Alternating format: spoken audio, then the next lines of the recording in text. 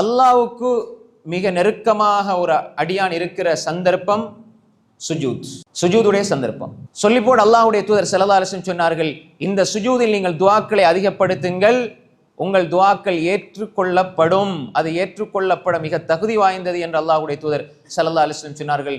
சஹீஹான செய்தி. அப்ப அல்லாஹ் நெருக்கமா அல்லாஹு தஆலா அடிவானுக்கு வார நேரம் நாம் அல்லாஹ்வுக்கு நெருக்கமான இடம் சுஜூதில் இருந்து துஆ கேட்பது என்பது இன்னும் அல்லாஹ்விடம் எங்களை நெருக்கி வைக்கும்.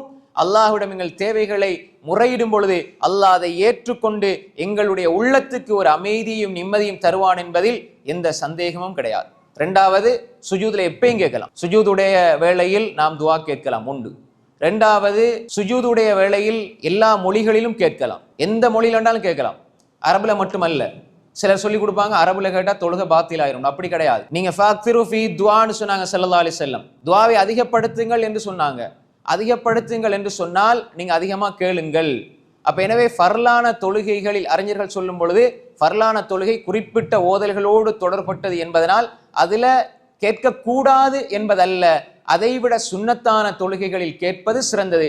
நாம் தொழுது நீண்ட நேரம் துஆ கேட்கலாம். வீட்டுல தொழுகிறீங்களா, நீண்ட நேரம் துஆ கேளுங்க சுஜூதுல. தமிழ்ல தெரியுமா, தமிழ்ல கேளுங்க.